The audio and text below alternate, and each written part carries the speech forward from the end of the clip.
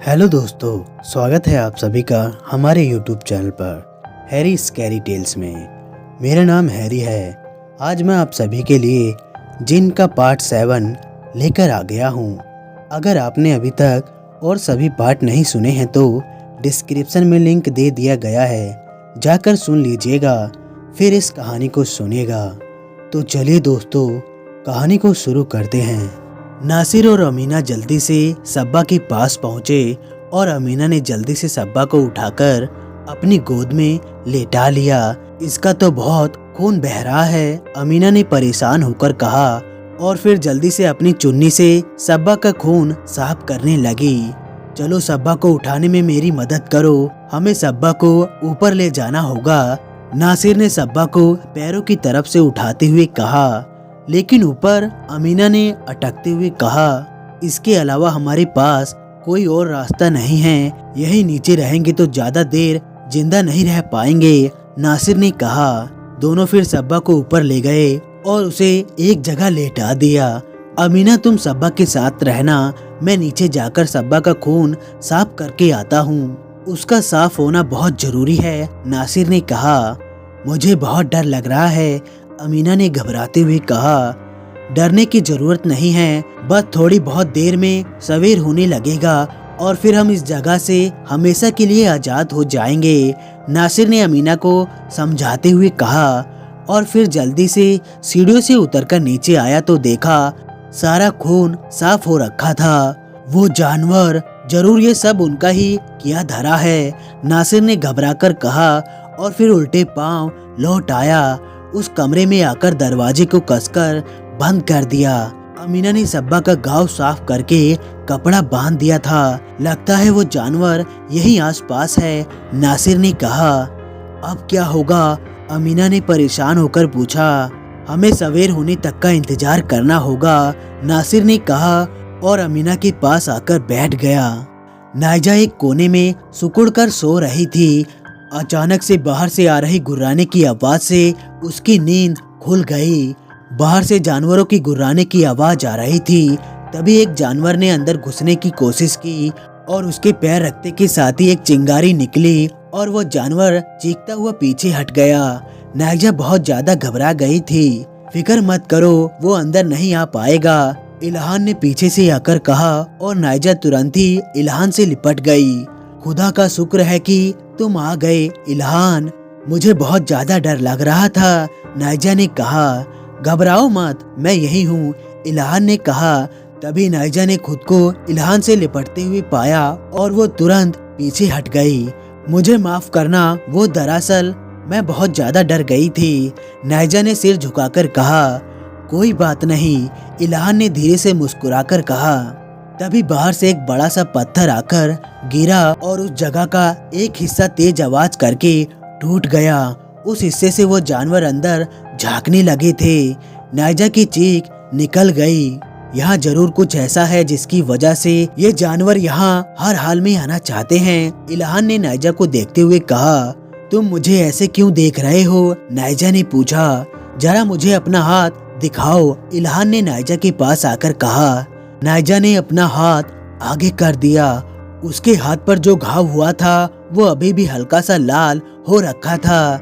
नायजा, मेरे पीछे जब तुम यहाँ से बाहर गई थी तो तुम्हारे कोई चोट या खरोच तो नहीं लगी थी, इल्हान ने पूछा। इल्हान की बात सुनकर नायजा सोच में पड़ गई। ऐसा कुछ भी मुझे याद नहीं आ रहा है, नायजा ने अपने दिमाग पर जोर डालते हुए कहा। ऐसा हुआ है नायजा, उन्हें जरूर तुम्हारे खून की गंध मिल गई है, इसलिए ये इतने बेचैन हो रहे हैं, इल्हान ने कहा। तो अब क्या होगा इल्हान, ये मुझे मार तो नहीं देंगे, नायजा ने घबराते हुए पूछा। मैं ऐसा कुछ भी नहीं होने दूंगा, इल्हान ने कहा और फिर नायजा का हाथ थाम लिया। चलो हमें यहाँ से चलना है, इल्हान ने कहा। लेकिन हम लोग कहाँ जा रहे हैं, नायजा ने पूछा। एक महफूज जगह पर, जहाँ पर तुम हमेशा महफूज रहोगी, इल्हान ने कहा। लेकिन मेरी अम्मी और अब्बू का क्या होगा, मैं उनसे मिलना चाहती हूँ, नायजा ने कहा। फिलहाल तुम्हारा महफूज रहना ज्यादा जरूरी है, इल्हान ने कहा और फिर नायजा को लेकर पीछे वाले दीवार से सामने आ गया। इल्हान ने उस दीवार के सामने कुछ बुदबुदाकर हाथ घुमाया तो वहाँ एक सुरंग देखने लगी। चलो आओ मेरे साथ, इल्हान ने कहा तो नायजा थोड़ा घबराकर इल्हान को देखने लगी। मुझ पर भरोसा रखो, इल्हान ने कहा तो नायजा ने हल्की सी अपनी गर्दन हिलाई और इल्हान तुरंत नायजा को सुरंग में ले गया। सब्बा को जब होश आया तब तक सवेरा हो गया था। उसका सिर दर्द से फटे जा रहा था। उसने देखा तो वो उसी हवेली में ही थी और सामने वो शीशा कपड़े से ढका हुआ रखा था। उस शीशे को देखकर सब्बा को फिर से खौफ होने लगा और वो घबराकर चिल्लाने लगी। उसकी चिल्लाहट सुनकर अमीना और नासिर भी जग गए। सब्बा, तुम्हें होश आ गया और तुम ऐसे क्यों चीख रही हो? अमीना ने सब्बा के पास आकर पूछा। अम्मी, अब्बू, खुदा के लिए मुझे यहाँ से ले चलिए, मुझे यहाँ एक पल भी नहीं रहना है, सब्बा ने रोते हुए कहा। तू बिल्कुल मत घबरा मेरी बेटी, हम अभी के अभी ये जगह छोड़ देंगे, अमीना ने सब्बा को अपने सीने से लगाकर कहा। नासिर ने खिड़की खोलकर देखा तो बाहर थोड़ी सी रोशनी हो गई थी, लेकिन आसमान में अभी भी काले बादल छाए हुए थे। नासिर फिर उस कमरे का दरवाजा खोलकर बाहर आ गया और सब तरफ अच्छे से देखने लगा। तभी उसकी नजर बराबर वाले कमरे पर पड़ी जिसकी छत टूट चुकी थी। बहुत अजीब बात है कि इस कमरे की छत टूटकर गिर गई, लेकिन बाकी की हवेली में एक छोटी सी दरार भी नहीं आई। नासिर देखकर सोचने लगा। पीछे से अमीना और सब्बा भी आ गए। तुम यहाँ क्या देख रहे हो? हमें अब देर नहीं करनी चाहिए, चलो यहाँ से चलते हैं, अमीना ने कहा। हमारा सारा सामान, वो रूहानी आग का बक्सा, मेरी बंदूक, सब इसी छत के नीचे दब चुकी है। मैं जानता हूँ कि ये सब उसी ने किया है। खैर, अब इस बात का सोचने का कोई फायदा नहीं, हम यहाँ से जा रहे हैं, नासिर ने कहा और फिर अमीना और सब्बा के साथ उस हवेली से बाहर आ गया। नायजा मेरी बच्ची, तुम जहाँ रहो खुश रहना, नासिर ने भरे मन से कहा और पैदल ही पैदल अमीना और सब्बा के साथ आगे बढ़ने लगा। लेकिन वो थोड़ा ही आगे बढ़ पाया था कि उसकी आंख फटी रह गई। गांव और हवेली को जोड़ने वाले रास्ते पर पानी बह रहा था। ये नहीं हो सकता, नासिर ने खुद से कहा। अब क्या हो गया? अमीना भी ये सब देखकर घबरा गई। कुछ नहीं हो सकता, हमें पानी के उतरने तक का इंतजार करना पड़ेगा, नासिर ने अपना सिर पकड़कर कहा। अब्बू, सब्बा ने नासिर का कंधा हिलाते हुए कहा। नासिर ने सब्बा की तरफ देखा तो सब्बा ने उस पानी की तरफ इशारा कर दिया। नासिर ने देखा तो उस पानी में लाश बहकर आ रही थी, कुछ साबुत थी, कुछ खाई हुई थी। ए मेरे खुदा, ये सब क्या देख रहा हूँ, नासिर ने घबराकर कहा। तभी उसकी नजर एक औरत की लाश पर पड़ी। रुखसार, नासिर के मुंह से निकला और फिर नासिर ने जल्दी से कोई झाड़ी देखने लगा और फिर उसने जैसे तैसे करके रुखसार को पानी से निकाला और उसकी नब्ज देखने लगा। अमीना सब्बा भी उसके पास आकर खड़े हुए थे। इसे जल्दी ही हवेली में ले चलो, ये जिंदा है, नासिर ने कहा और फिर सब रुखसार को सहारा देकर हवेली में ले गए। उन लोगों ने रुखसार को एक हवेली में लाकर एक बिस्तर पर लेटा दिया। मैं इसके हाथ पैर की मालिश कर देती हूँ, अमीना ने कहा और फिर तेल लेकर रुखसार की मालिश करने लगी। सब्बा को अभी समझ नहीं आ रहा था कि ये रुखसार कौन है। अब्बू, ये कौन है? सब्बा ने नासिर से पूछा। ये रुखसार है, तुम्हारी चाची, नासिर ने कहा तो अमीना भी चौंक कर नासिर को देखने लगी। उन जिन्होंने किसी को भी नहीं छोड़ा था तो ये कैसे बच गई? अमीना ने पूछा। इसका जवाब तो ये खुद ही होश में आने पर दे सकती है, नासिर ने कहा। अजीब बात है, अमीना ये कहकर उसके दोबारा मालिश करने लगी। सब्बा, तुम जरा मेरे साथ आओ, नासिर ने कहा और सब्बा को अपने साथ ले गया। नासिर सब्बा को अपने साथ उस टूटे हुए कमरे के पास ले आया।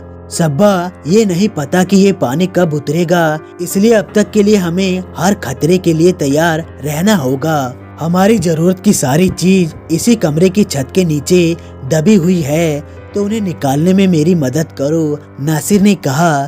ठीक है अब्बू, सब्बा ने कहा और फिर दोनों मिलकर वहाँ का मलबा हटाने लगे। बहुत सारा मलबा हटाने के बाद वहाँ इतना बड़ा सुरंग बन गया कि कोई दुबला पतला इंसान आसानी से अंदर घुस सके। सबसे पहले नासिर ने खुद अंदर घुसने की कोशिश की, लेकिन वो अंदर नहीं जा पाया।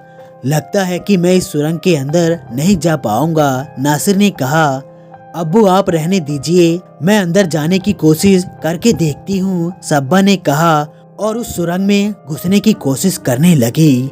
थोड़ी ही कोशिश करने पर वो अंदर जाने में कामयाब हो गई। अब्बू मैं अंदर आ गई हूँ, लेकिन यहाँ पर अंधेरा बहुत है और टूटा फूटा बहुत ज्यादा दिख रहा है, सब्बा ने कहा। सब्बा बेटा थोड़ा संभल कर, ज्यादा हिलना डुलना नहीं, और ये लो टॉर्च ले लो। नासिर ने उसे सुरंग में सब्बा को टॉर्च थमा दी। सब्बा फिर अंदर सब तरफ देखने लगी। तभी उसकी नजर प्लास्टिक के छोटे से टुकड़े के नीचे दबी हुई उस बंदूक पर पड़ी। अब्बू की बंदूक, सब्बा ने कहा, और फिर उसने कोशिश करके उस टुकड़े को हटाया और वो बंदूक निकाल ली और वापस सुरंग के पास आकर नासिर को थमा दी। उसके बाद सब्बा वापस आकर उस रूहानी आग के बक्से को तलाशने लगी। जल्दी ही उसे वो भी मिल गया। सब्बा ने वो भी नासिर को पकड़ा दिया। बस सब्बा अब वापस आ जाओ, नासिर ने कहा। अब्बू बस मेरा वो खंजर रह गया है, मैं उसे और तलाश कर ले आऊं। सब्बा ये कहकर वापस मुड़ गई। सब्बा जैसे ही वापस मुड़ी वैसे ही उसके सामने एक साया सा आकर गुजर गया। सब्बा की दिल की धड़कन एकदम से बढ़ गई। सब्बा धीरे धीरे सब तरफ देखती हुई आगे बढ़ने लगी कि तभी उसे एहसास हुआ कि उसके पीछे कोई है। सब्बा ने घबराकर पलटकर देखा तो वहाँ कोई नहीं था। सब्बा फिर आगे एक मेज के पास पहुंची और टॉर्च को एक तरफ रखकर उस दरवाजे को खोलने की कोशिश करने लगी।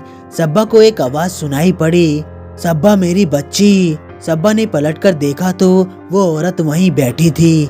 उसे देखकर एक बार को सब्बा का खून जमने लगा था, लेकिन फिर भी वो डटी रही। मैं तुमसे डरने वाली नहीं हूँ, सब्बा ने हिम्मत करके कहा। ऐसा है क्या? उस औरत ने कहा और अपने चेहरे को उधेड़ लिया। सब्बा ने पहली बार उसका चेहरा देखा था और ऐसा भयानक चेहरा उसने पहले कभी नहीं देखा था। उसके पूरे चेहरे पर खाल नहीं थी और खून की नस पूरे चेहरे पर दिखाई दे रही थी, और आंख थी कि जिसमें पुतलियां ही नहीं थी, और साथ में उसके भयंकर दांत। सब्बा की हिम्मत टूट गई। उस औरत ने अपना जबड़ा खोलना शुरू किया और सब्बा वहां से तेजी से उस सुरंग की तरफ भागी, लेकिन वो औरत ने सब्बा के पैर पकड़कर खींच लिया। सब्बा ने अपने पैर को झटक दिया और फिर सुरंग की तरफ बढ़ने लगी। इस भागा दौड़ी में उस कमरे का फर्श टूटकर नीचे जा गिरा। अब्बू, सब्बा पूरी ताकत से चिल्लाई, और नासिर के कान में जैसे ही सब्बा की आवाज पहुंची तो उसने जल्दी से सुरंग में घुसने के लिए मलबा हटाना शुरू कर दिया। मैं आ रहा हूँ मेरी बच्ची, नासिर ने चिल्लाकर कहा। तभी वो फर्श एक जगह से और टूट गया और सब्बा उसमें से नीचे लटक गई। उसने हाथ में उस टूटे हुए फर्श को पकड़ रखा था। सब्बा ने नीचे झांककर देखा तो नीचे अंधेरा था। वो औरत मुस्कुराती हुई धीरे धीरे सब्बा की तरफ बढ़ रही थी। जो भी होगा देखा जाएगा, सब्बा ने ये कहकर अपना हाथ छोड़ दिया और हवेली के नीचे वाले कमरे में आकर गिर गई। सब्बा ने ये कहकर अपना हाथ छोड़ दिया और हवेली के नीचे वाले कमरे में आकर गिरी। सब्बा की किस्मत अच्छी थी कि वो जहाँ गिरी थी वहाँ पुराने कपड़ों का ढेर लगा हुआ था। उसे बस कमर में एक झटका ही आया था। सब्बा अपनी कमर हिलाती हुई उठ गई। उसकी नजर ऊपर पड़ी जहाँ पर उस औरत के पंजे दिखाई दे रहे थे। सब्बा अंधेरे में ही उस कमरे का दरवाजा तलाशने लगी और साथ ही चिल्ला चिल्ला कर अपने अब्बू को भी आवाज देने लगी। गिरने की आवाज सुनकर नासिर समझ गया था कि फर्श टूट गया है। नासिर अभी नीचे जाने की सोच ही रहा था कि तभी उसके कान में सब्बा की चिल्लाने की आवाज आई। ये आवाज नीचे से आ रही है, नासिर ने कहा और बंदूक लेकर भागता हुआ नीचे चला गया। सब्बा घबराती हुई चिल्ला रही थी और वो औरत नीचे उतर आई थी। मेरे पास आओ मेरी बच्ची, उस औरत ने आवाज देकर कहा तो सब्बा चीखने लगी। डरने की वजह से उसकी आंख से आंसू निकलने लगे थे। नासिर नीचे उस कमरे के पास आ गया जहां से सब्बा की चीखने की आवाज आ रही थी।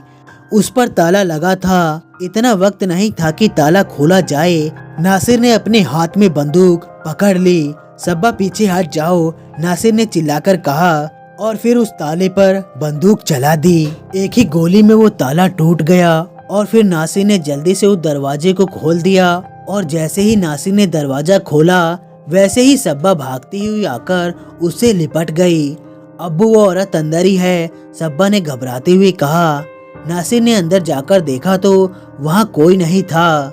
नायजा और इल्हान पिछले 1 घंटे से लगातार उस सुरंग में चले जा रहे थे। हम पिछले कितने वक्त से इस सुरंग में चल रहे हैं, लेकिन ये सुरंग है कि खत्म होने का नाम ही नहीं ले रही है। मैं अब और नहीं चल सकती, नायजा ने कहा और वहीं एक जगह बैठ गई। नायजा के रुकते ही इल्हान भी वहीं रुक गया। तुम इंसान बहुत ज्यादा कमजोर होते हो, कितनी जल्दी थक जाते हो। मैं तो अभी पूरे दिन रात चल सकता हूँ, इल्हान ने कहा। हाँ तो मैं क्या करूँ, एक तो तुमने मुझे ना जाने कहाँ फंसा दिया है। कितना अच्छा होता कि मैं अपने अब्बू अम्मी के साथ रहती, नायजा ने मुंह बनाते हुए कहा। इल्हान भी नायजा के पास आकर बैठ गया। थक गई, इल्हान ने पूछा। हाँ, नायजा ने कहा। चलो मैं तुम्हें ले चलता हूँ। इल्हान ने ये कहकर नायजा को अपनी गोद में उठा लिया। अरे ये क्या कर रहे हो, नायजा ने झूठ मूठ का नाराज होते हुए पूछा। कुछ नहीं, इल्हान ने कहा और फिर नायजा को लेकर तेजी से आगे बढ़ गया। आगे चलकर वो सुरंग खत्म हो गई। हमारी दुनिया में तुम्हारा स्वागत है, इल्हान ने नायजा को अपनी गोद से उतारते हुए कहा। नायजा इल्हान की गोद से उतरी और फिर उस जगह को हैरानी से देखने लगी। जगह जगह छोटे छोटे झरने, हर तरफ पहाड़, तरह तरह के फूल और फूलों के पेड़। ये जन्नत है क्या, नायजा ने सब कुछ आश्चर्य से देखते हुए पूछा। नायजा की बात सुनकर इल्हान हंस पड़ा। ये हमारी दुनिया है, जिन्नातों की दुनिया, इल्हान ने कहा और नायजा उस नज़ारे को देखती रही। तो दोस्तों, कहानी अभी बाकी है, पार्ट 8 बहुत जल्दी आएगा। कहानी आप लोगों को कैसी लगी लाइक और कमेंट करके जरूर बताएं और साथ में हमारे चैनल को भी सब्सक्राइब कर लीजिए। मिलते हैं अगली वीडियो में, तब तक के लिए धन्यवाद दोस्तों।